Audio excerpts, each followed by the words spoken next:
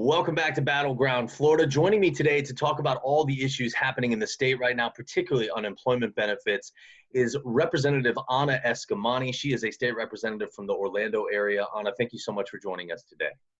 Thank you for having me. Let's dive right into unemployment insurance and the reemployment benefits. This is a debacle. I am getting dozens of phone calls and emails every day. We were just talking a second ago. I told you I got a message from a guy earlier this week who sent me a screenshot of his bank account with a negative in the checking and $5 in savings. People are in dire straits. They're scared. They're crying. They're upset. Why is this system so broken, and who's to blame? Thank you for asking that question, Evan. It's been horrific. And our office, though we're in Orlando as our district, we have received emails, phone calls, direct messages, text messages from Floridians across the state, just navigating this broken system to get money that is rightfully theirs. And when we paint the picture of the history of Florida's unemployment insurance system, it was reformed in 2011 under the leadership of Governor, now Senator Rick Scott. And it very much was crafted not in the interest of working people, but in the interest of the biggest corporations in the state who didn't want to pay a large rate of tax into the system, thus leading to the benefits being incredibly low. $275 is the max a Florida worker can get, while also using a vendor that seemed to be chosen by political motivations. This vendor, Deloitte, had a very strong Republican connection with Ballard Partners, a major lobbying firm in our state. And the state paid $77 million for this website to be crafted under the new reform law that was passed. And as of March 2019, we knew the website was broken. The governor and DEO director, Ken Lawson, were given a report by the Auditor General saying that this website had mistakes in it and errors in it, and they were completely ignored, leading to where we are today. We'll get into the changes made in 2011 in a second, but Governor Scott, Senator Scott, we reached out to him earlier this week in an interview. He didn't really answer the questions directly. I reached out to him for an interview. He denied, wasn't available for one, but did send me a statement. And in it, he sort of indicated that the system was purchased under Governor Christ and not under him, and that was very much to blame for these issues. Who between the two of them bears more responsibility in your estimation? That's an excellent question. I mean, the reform bill that made the process very difficult in the sense of restructuring who actually can receive benefits is under the leadership of Governor, now Senator Rick Scott. But I do think there's something to be said about just leaders in general and the process of choosing vendors in political spaces. And unfortunately, vendors are often chosen because of political contributions that vendor might have made. And I would argue, not to go too far into the future, but when we procure different vendors to build different structures, it really needs to be a better vetting process. And I look at this company's track record, whether it has to do with past products they developed, or in this case, past political contributions, because it's incredibly problematic that some of the vendors the state has chosen in the past, whether it's Conduit or now Deloitte, are chosen oftentimes because they make political contributions more than their actual quality of work. Is that something you would look to make illegal in a future session? Absolutely. I mean, we're already having discussions on how to fix Florida's broken unemployment system, how to ensure that the selection of vendors is more transparent and engages the public. And with all the Floridians that we're working with right now, many have asked, I'm struggling right now. Obviously, my focus is getting my benefits in, but I'm still angry. And after this, I want to get involved. What can I do? And I have encouraged every Floridian to make sure they're registered to vote, to know who their elected officials are, and to come to Tallahassee during the next legislative session so that your voice can be heard in the process. And so I'm hopeful that because of all the struggles and challenges that Floridians are facing, that their resilience will continue to shine, not just now, but into the next legislative session, because we need more Floridians who are experiencing these broken systems to be leading the conversation compared to the biggest corporations in the state, which not only set the agenda, Evan, but they received a $543 million tax refund during all of this. Despite our ask of the governor not release this refund because we have serious expenses in the state, and I also think it's unfair that big corporations get a check while people wait. Despite our ask, he still released this money. So major corporations in the state got $500 million returned to them, and taxpayers who are waiting for their benefits can't seem to get a break. Tell me more about that. What was that all about? Or tell our viewers, I guess, so that you know, where did this money come from? Why are they getting such a huge benefit refund? Happy to. So folks might not know this, but Florida has one of the lowest corporate income tax rates in the country.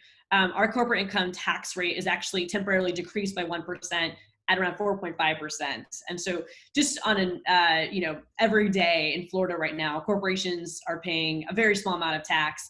And also because Florida does not implement something called combined reporting, many corporations can actually hide their revenue in different states. And so there might be a company that operates here in Florida, but if they can prove to the Department of Revenue that because their headquarters are in a different state, perhaps Delaware, that they don't actually have nexus in our state and don't have to pay an income tax. And that happens a lot. Florida misses out on potentially billions of dollars in tax revenue for major corporations because they use separate reporting versus combined reporting.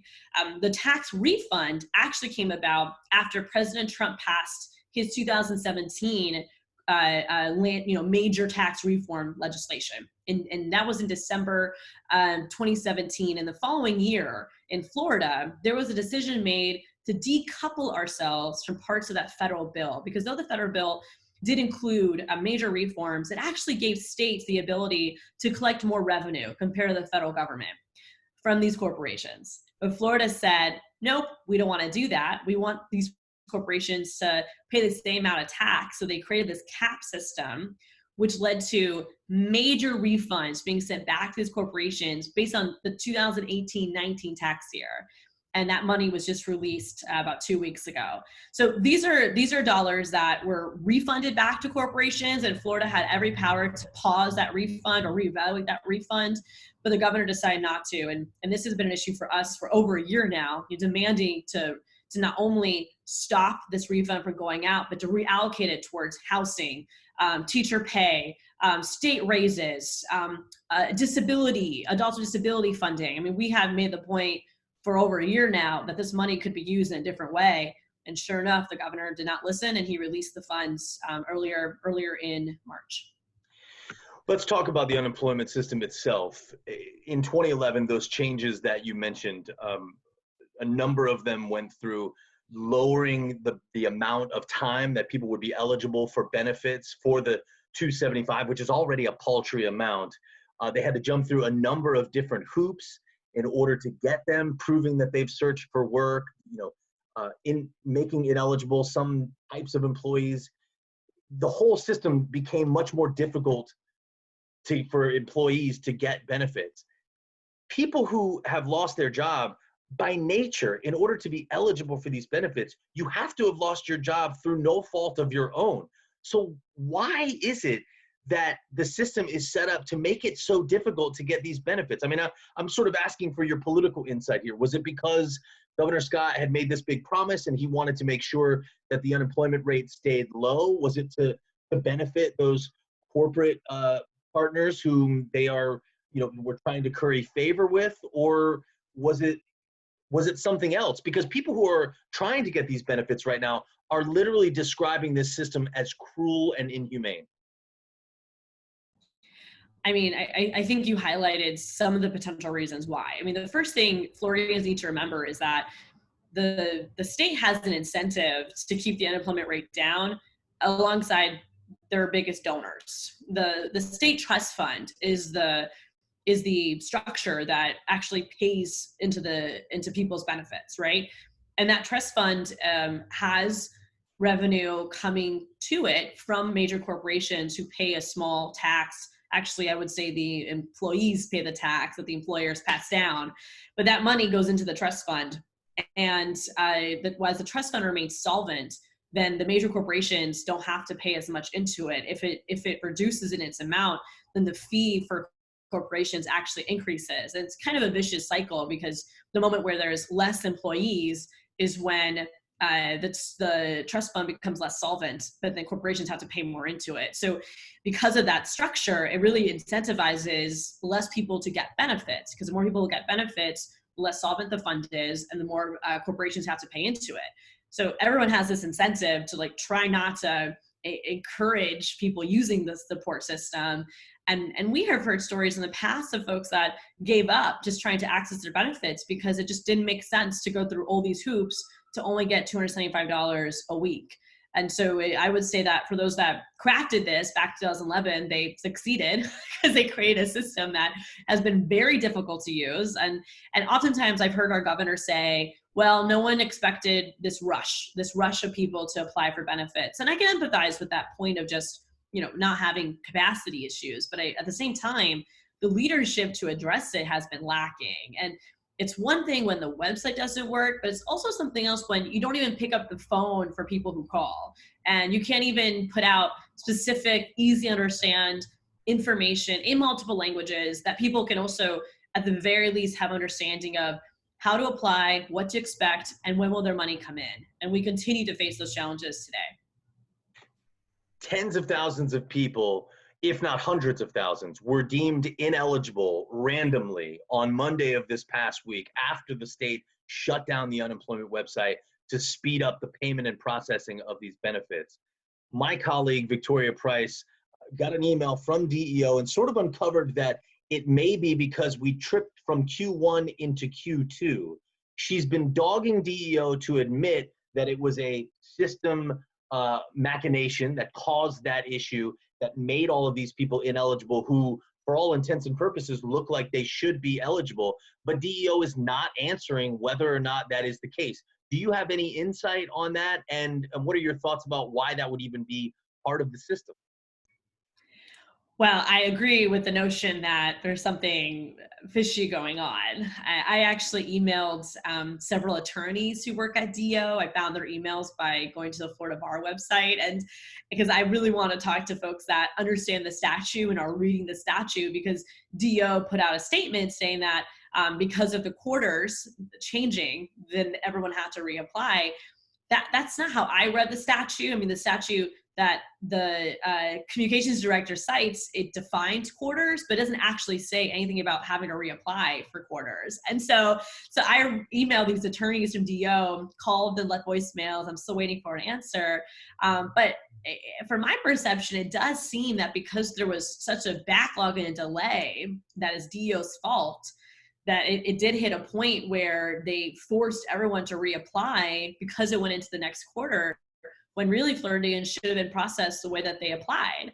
And so I'm very frustrated by it. It doesn't seem like we have all the answers at all of what forced so many people to reapply, and also what is forcing those that are looking for pandemic unemployment assistance, which is the separate 100% federally funded resource of benefits for folks that are otherwise ineligible in the state of Florida. Why do those folks have to reapply and go through the process again? I mean, none of this makes sense whatsoever.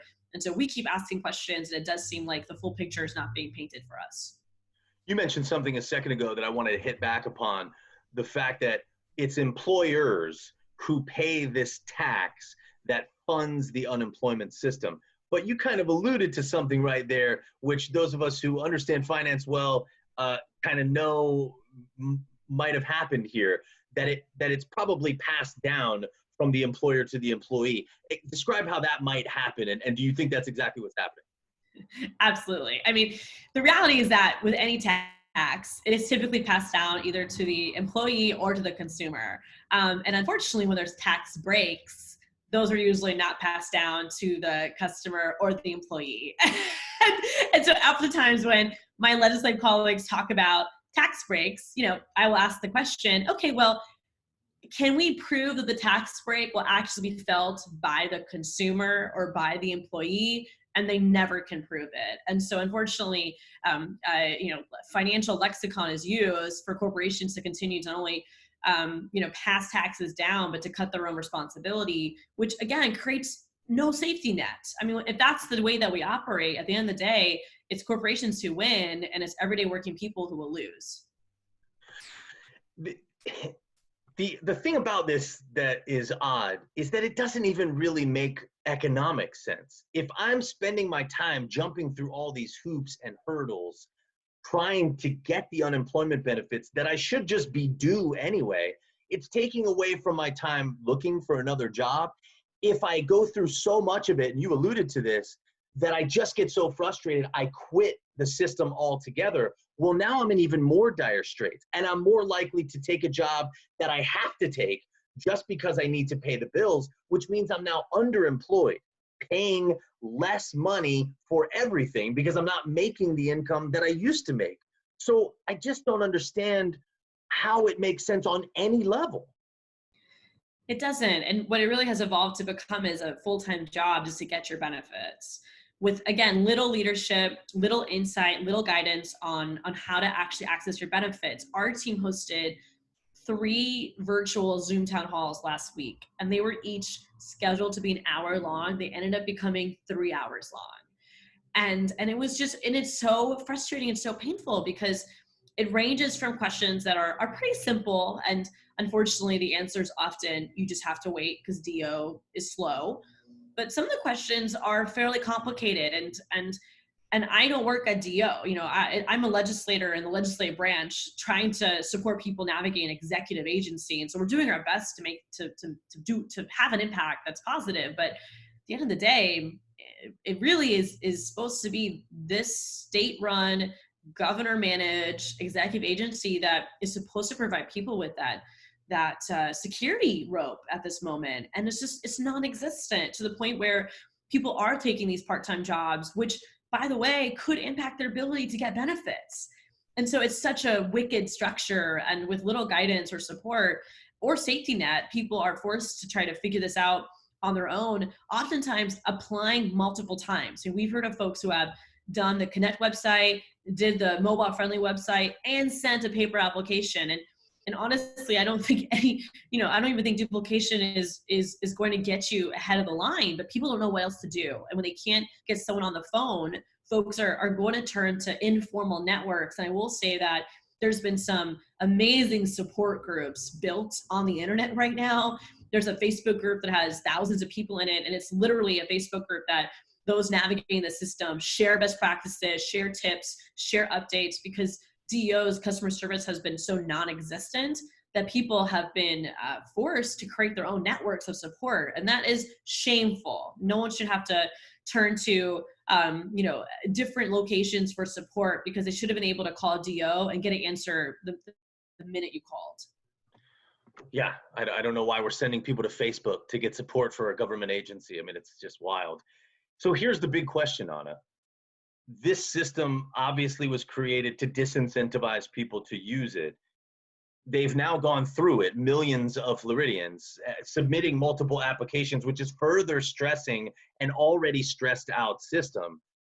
What's going to happen in November and in 2022 and in 2024? Are the people who are responsible for putting this system into place and disincentivizing people to get the benefits, are they going to pay any political price, or will people just forget and retreat into their tribes by that time?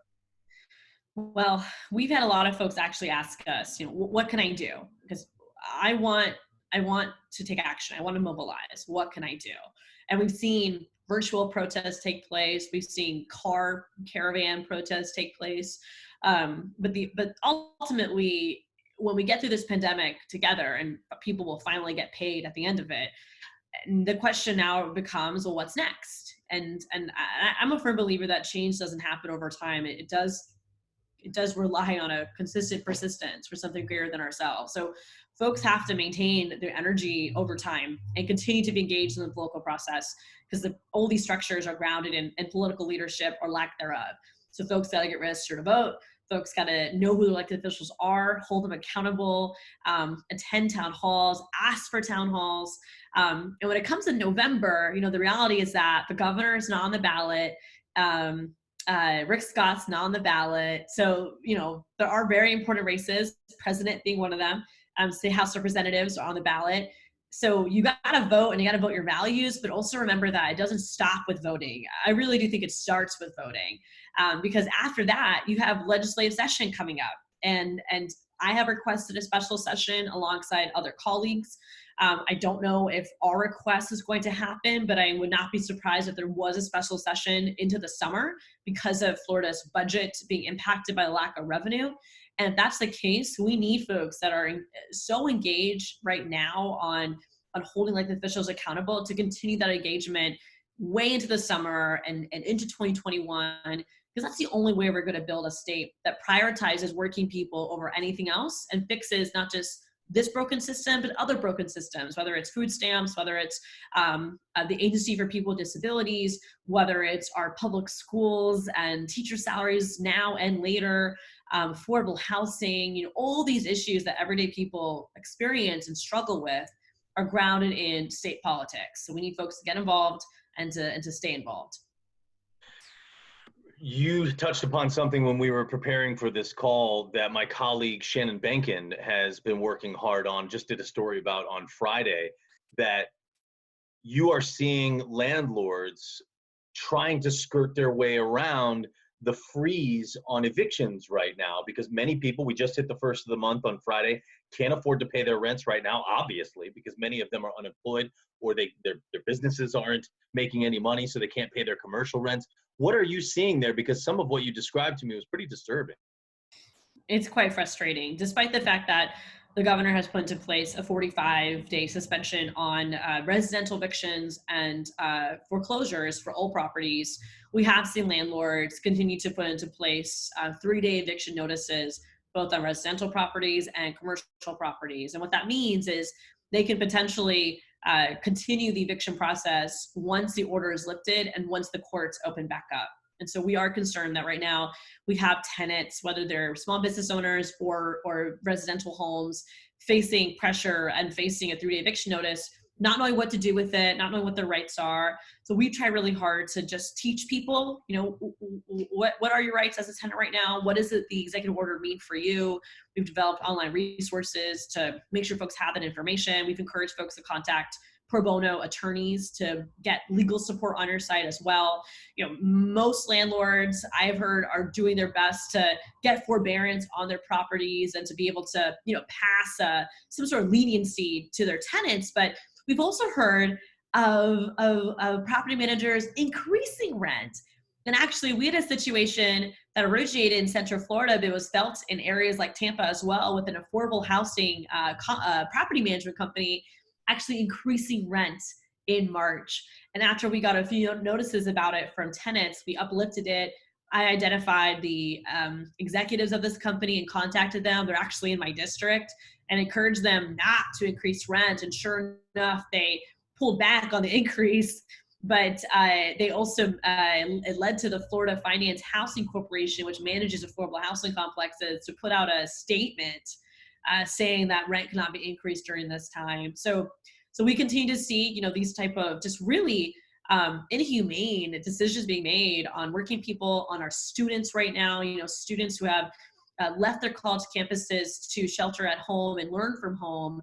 Many of them are still being tied to a lease of an empty apartment at their college campus that's off campus. And these apartment complexes won't let them break their leases. So we continue to face these struggles on housing issues. And I know that remains a priority for me into a special session, because we can't let these predatory behaviors continue, especially not during a pandemic.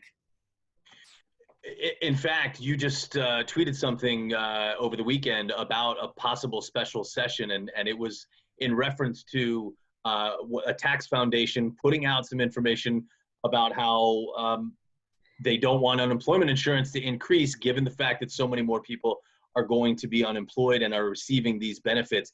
First of all, what is the likelihood of a special session? And second of all, will something like that be addressed? Or are you thinking that it's going to be hijacked by other priorities? Right. So, we, and by we, I mean members of the Democratic caucus and Florida legislature, we put out a request for a special session. It is now going to be a vote by the entire body of legislature for a special session to address 3 main issues. That includes the unemployment insurance system, Medicaid expansion, and preparing for the 2020 elections, knowing that COVID-19 safety measures might need to be put into place. I don't know if that request will be heard. We'll see what the breakdown is with the voters in the legislature of who wants to have a special session to discuss those 3 main issues. But there could still be a special session convened by leadership. And I feel that if that was the case, because they care about working people. It's very much what corporations want, because as we mentioned earlier, corporations are potentially going to feel a pinch because of the solvency of the trust fund. But we also have seen leaders in legislature talk about prohibiting lawsuits. So there is concern that employers are going to open back up and bring employees to work without having safety measures be put into place, or an employee might not feel safe in that workplace, and there's no earned sick time, stay home, and so forth.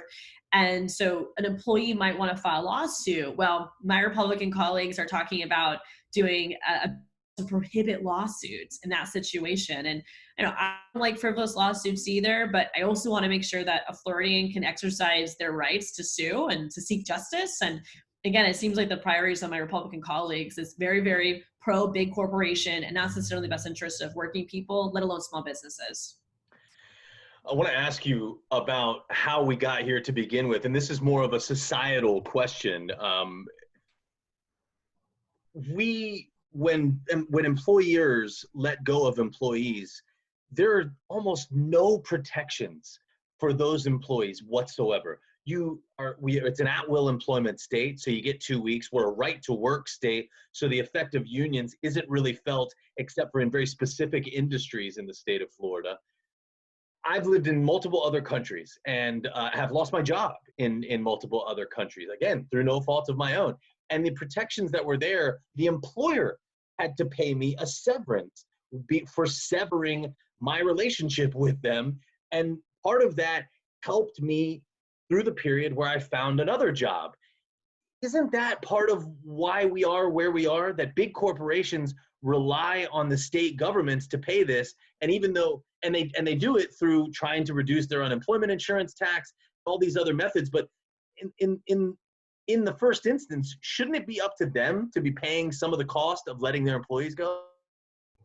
Absolutely. And I think it just speaks to how Florida is so keen on corporate giveaways all the time, whether it's through corporate tax loopholes, the refund we already spoke about, allowing corporations to craft policy that benefits their industry, allowing corporations to preempt local government. All the time we see, whether it's issues like banning plastic or planting trees. I mean, there's so many sunscreen bans. There's so many issues that local governments work to champion for the benefit of their local community. And the state of Florida says, we're going to preempt it. And most preemptions are not because the governor cares, it's because corporations see it as impacting their profits. And we really need to make sure that workers have the same rights and the same access as major corporations. And that's why I'm so passionate about this issue, because an everyday Floridian can't hire a lobbyist to be their advocate, but they can vote in elected officials who will be their advocate. And that's what my passion is grounded in every single day. Certainly, I know that many of your constituents appreciate that about you, but Anna, let's be honest, without the funds behind it, people just have very little power in our government today. And that goes from local, state, and obviously on the federal level. What's the answer?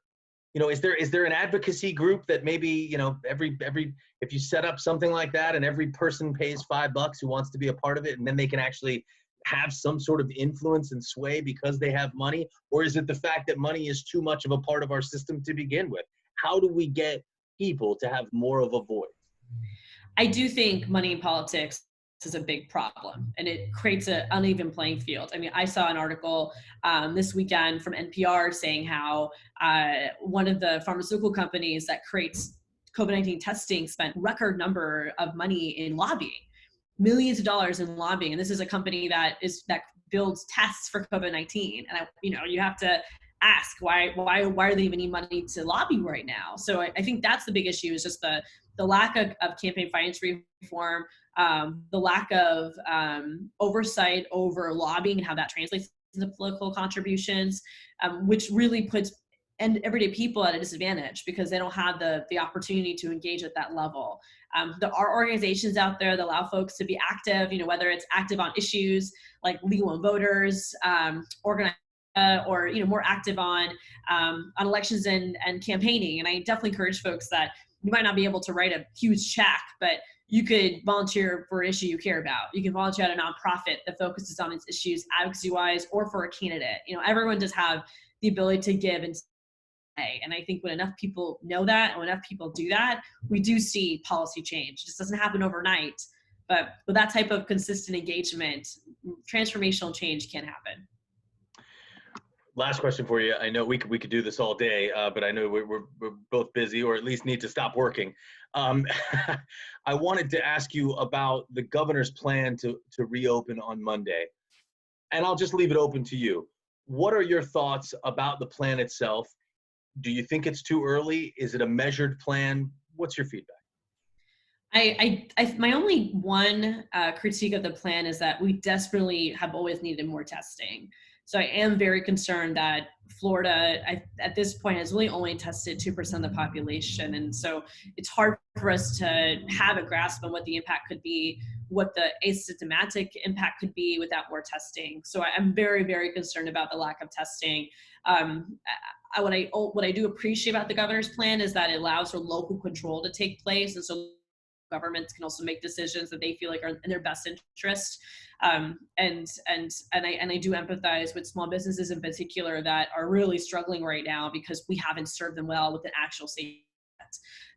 And so my critique is very much grounded in the fact that we need more testing. I think it would have been ideal to delay until we get more testing. So all of our low-income communities, all of our seniors, these at-risk populations would have already been tested before any reopening plans have been put into place.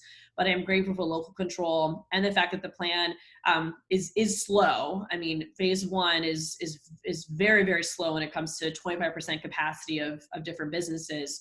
But again, with the lack of testing and not enough PPE, I am also worried about businesses feeling rushed to open and not taking those precautions in mind. So I really encourage all small businesses to be thoughtful to when you feel like you're ready to open. We have some businesses that are not going to open this Monday. They're going to wait because they want to make sure they have PPE on hand. Their staff are trained for a new washing hand schedule and different elements to make sure that they're going to be safe and their customers are going to be safe too.